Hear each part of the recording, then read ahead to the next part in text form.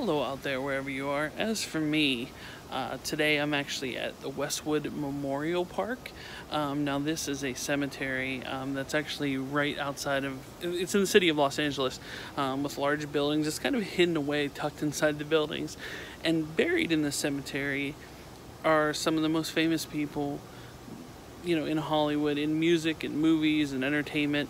Now generally when someone passes away, if they've entertained me over the years, through music, through movies, through TV, I'll generally watch something that they've done or listen to something they've done. But I never really got to visit the final resting places of some of these people, so we're going to check out the final resting places of some of the biggest Hollywood celebrities, actors, musicians, entertainers. Let's take a look. That is Ray Bradbury, author of Fahrenheit 451. My dad used to watch a show that he would have like little short stories and stuff like that on there. I think it was Ray Bradbury, but famous author. It's James Coburn.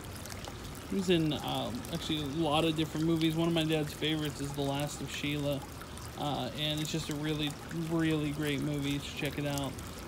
But yeah, he's one of the great actors, been in many westerns and other things. Awesome. If you have not seen The Last of Sheila, it's a movie from the 70s, star-studded cast for the 70s. Definitely worth checking out. It's a cool movie. That's your homework assignment, to watch it. Way up there, I don't know if you can see it. The sun's glaring down. Robert Loggia, one of my favorites. He had a great speech in the movie Necessary Roughness, where he yelled at the team.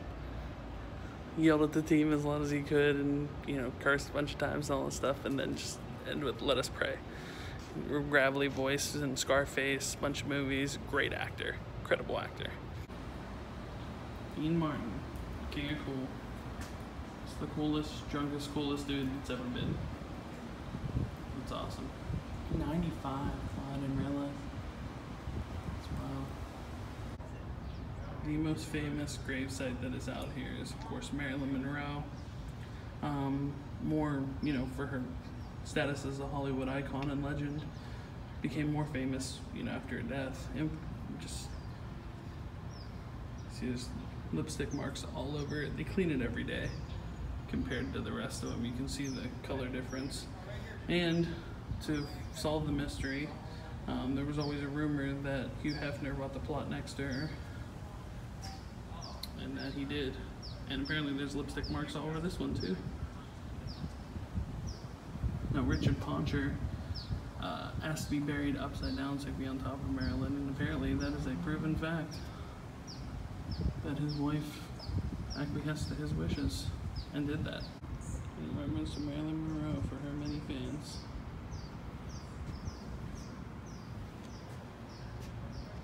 So, Buddy Rich. At one point, he was probably the world's greatest drummer. At least the most legendary one. O'Rourke, that's the little girl from Poltergeist. I can't remember, she had like I think she ended up getting an illness and died. She was really young. They always said that the movie was cursed because her and the girl that played her sister is also buried here that also died tragically. It's Dominic Dunn. Truman Capote is actually buried with Johnny Carson's wife. They were such good friends that they were buried together. It's wild. Natalie Wood. I don't know if you watched the BuzzFeed Unsolved Boys, but they just did a whole, one of their early ones, they did a whole thing about the Natalie Wood thing. Told me information I didn't even know about her tragic drowning. Richard Dawson, longtime host of the Family Feud, and one of the best, in my personal opinion, the best movie villains of all time from The Running Man. He was incredible in that movie. He should have did more villain work. It was great. Paul Gleason, one of my favorites. Two really major roles that I loved is, of course, Deputy Dwayne T. Robinson, Deputy Chief Dwayne T. Robinson from Die Hard, and he was the principal in The Breakfast Club. two all-time classics. If he did nothing else, and he did a ton of other things, if he did nothing else, he'd be a legend just for that. Dominic Dunn, that's the other sister, the older sister in Poltergeist. She was murdered, I believe, by her ex-boyfriend. Tragic story all around. Just adding to the fact that they said it was cursed. Walter Matthau, one of my favorites. Of course, you know, I'm younger, so I didn't get into him until the Grumpy Old Men series, but The Odd Couple and Bad News Bears, of course. So many great films. Jack Lemmon is also buried right around the corner here. Shouldn't they arguably be buried side by side? I think they should. Merv Griffin. I do appreciate that someone puts a little bit of humor in this. So whether it was his, I assume it was his wishes. Creator, he was obviously in the Merv Griffin Show, which is also one of my favorite Seinfeld episodes, but also Family Feud. I think he created Jeopardy and Wheel of Fortune, among other great TV shows. I will not be right back after this message. That's excellent. Farrah Fawcett. You know, she doesn't have the dates on there. She actually died the same day as Michael Jackson did and kind of got overshadowed. But, you know, that famous poster that was on every kid's 70s wall. I was an 80s kid, so I missed out on that. But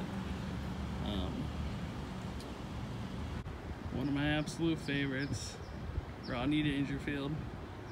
An incredible stand-up. Caddyshack, of course. Back to School, Easy Money. Even that little part in Moving that he was in, Ladybugs, so many good movies. One of my favorites of all time. There Goes the Neighborhood. That's awesome. Sam Simon, co-creator of The Simpsons. I do like how he has a little Bart and Santa's little helper on there. His bench actually is named after his dog, Columbo, and interestingly enough, he's buried next to Peter Falk, who of course was Columbo, which is interesting.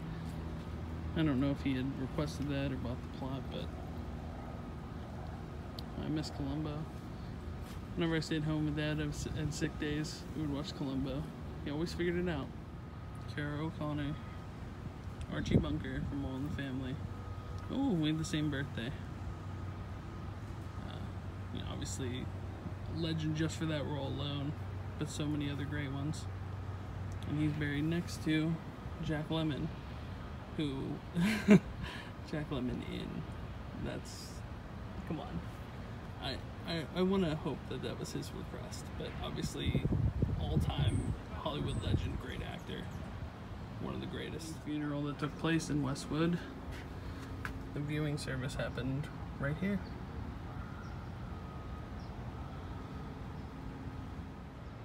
Well, that'll do it from Westwood Village Memorial Park.